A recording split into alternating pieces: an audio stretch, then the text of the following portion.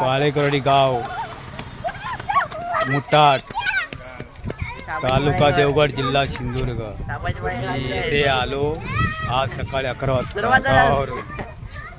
जय महाराष्ट्र।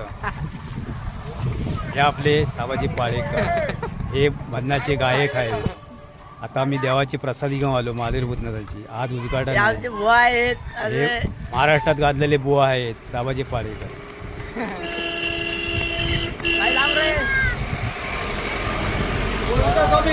हा